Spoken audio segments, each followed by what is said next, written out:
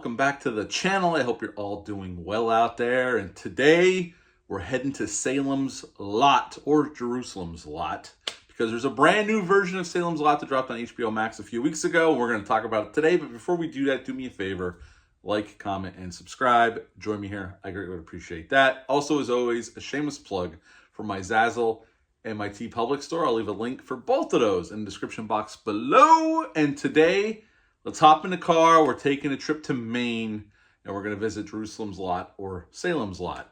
Salem's Lot, the 2024 version, came out, dropped on HBO Max October 3rd. It's rated R. It's an hour and 54 minutes long. Now, this movie has been in the can for quite some time. This was supposed to be released theatrically like 2 years ago. Kept getting pushed back. Finally, back in the spring, they announced it's going to drop on HBO Max in October, which it did.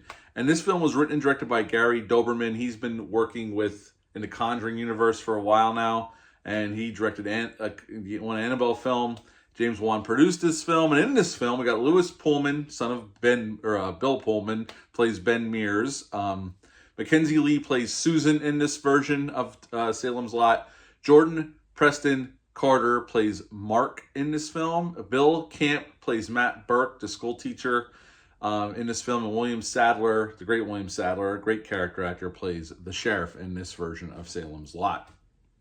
Now, I'll say up front, I already released my review for the 1979 version. I absolutely love the 1979 version, as you could tell from that review. I'm also going to review the 2004 remake with Rob Lowe, which, from what I understand, is much more in line with the book. I've never read the book, so I don't know how accurate these adaptations are. Let me know down below in the comments section.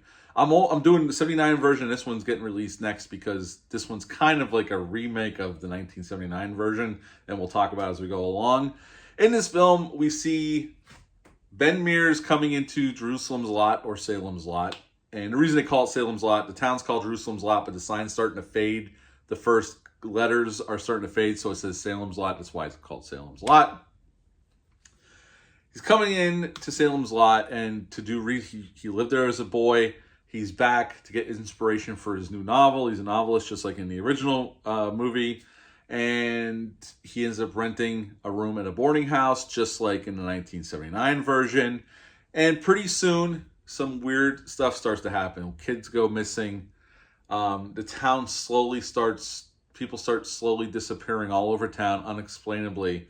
And then finally, as we all know if you've seen the other two versions, there's not many people left. And at the end of the film, we have Ben and Mark have to fight off Barlow, and they succeed. And that's the end of this version of Salem's Lot, just like the 1979 version of Salem's Lot that Tobe Hooper directed, the original.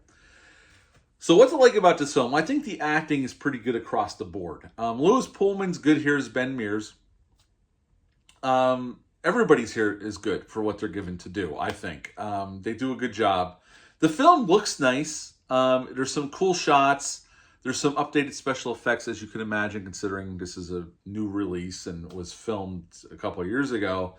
But there is some CGI. We'll talk about that as we get into this, go through this.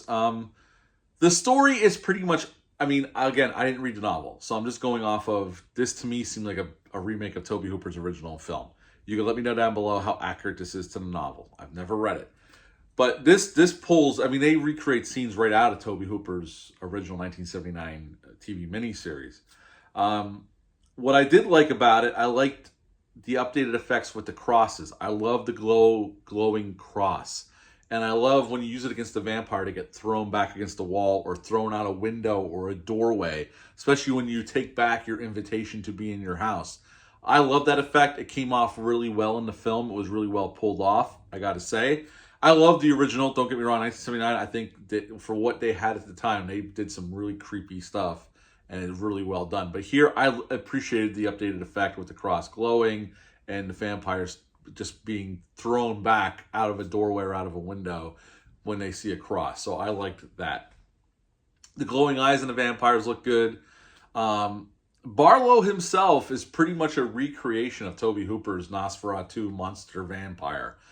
In the book, from what I understand, the little understanding I have of the book, in the book, Barlow's more of like looks like a regular guy, like an aristocrat type guy. as he is more so in the 2004 remake, which we will talk about coming up soon. I'm waiting for my DVD to get here to rewatch that one. It's supposed to get here Friday, so I'll probably have that review out in a week or so after this review drops. But they stick with the Monster Nosferatu version. Now, it was definitely pulled off with a combination of makeup and prosthetics, which I always appreciate because, practical is always better in my opinion. But there was also times where it was CGI augmented, and that's when I was pulled out of the movie because the CGI does not look good. There's also, at the ending in this film takes place at a drive-in instead of the Marsden house. Now, the Marsden house is a big part of the film, and there's some scenes that take place in the Marsden house, but the finale takes place at the drive-in, which I appreciated that being injected into the film.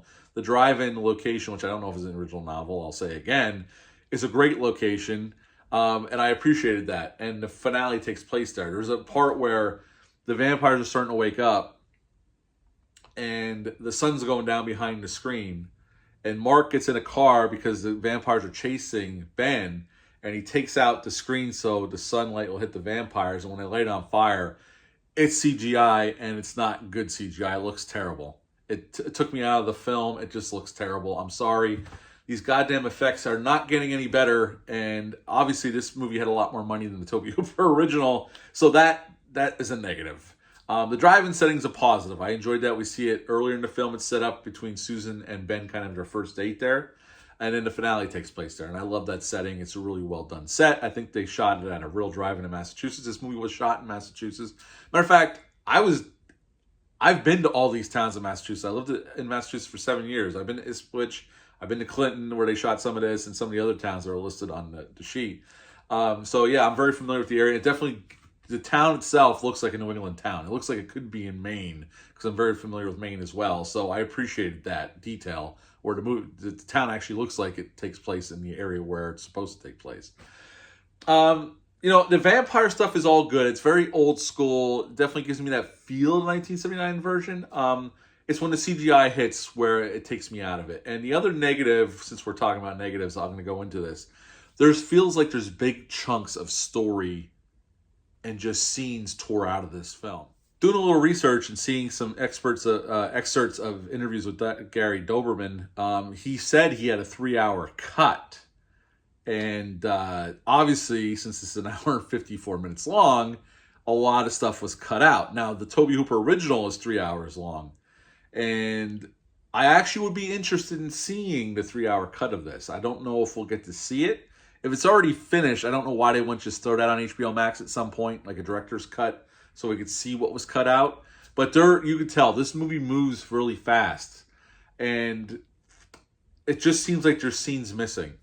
Like we're just rushing to get to the next vampire scene with vampires and more action, which, again, I like all that stuff, and I thought the movie was entertaining, but there was you could just tell this movie was cut to the bone. And I'd be interested to see that 3-hour cut. I really, really would. So the movie's a little choppy in that aspect. It's like we're missing things that we should have seen, and we're just glossing over it to get to the next vampire scene. Again, I don't have a problem with that, but you could tell this movie's been cut and chopped up and re-edited. You can just tell there's stuff missing here. And when it's that glaring, which it was for me anyway, I'd rather see the 3-hour cut. I really would. And hopefully, maybe eventually we will. Let's get into some quick trivia. I don't have a whole lot. This was shot in Massachusetts, as I said earlier. In the beginning of the film, when Ben's driving into Salem's lot, you see a 1957 Plymouth Fury, Christine from John Carpenter's film, in a garage as he's going by. You can see it sitting in the garage being worked on. Other than that, I don't really have anything else. At the end of the day, this was entertaining. I enjoyed myself, but there's issues here. I definitely prefer the Tobe Hooper original film over this one. But I think it's a decent vampire movie. It's a fun vampire movie. They're trying to make vampires creepy again. And I did appreciate, again, the glowing crosses, the way the vampires reacted when they saw the crosses. I liked all that. That was very cool. And I thought the acting was pretty good across the board. And the directing was decent. I will say, though, and this goes back to a little bit of a negative, no matter how much I liked the finale taking place at the drive-in, some of the blocking and some of the coverage of those scenes seems a bit off. Now, I don't know if that goes back to scenes being cut out, but the staging and the blocking and the way it was shot, it could have been better, in my opinion. At the end of the day, I still had some fun with this one. There's some value there in checking this out, especially if you're a fan of the other movies. I would give it a 7 out of 10. 7 out of 10 for Salem's Lot 2024. Have you watched this one yet? Leave a comment down below. Let me know. Hit the thumbs up. Hit the subscribe button. Share this video. I greatly would appreciate that. I'll be back soon with some more reviews, but until next time, bye.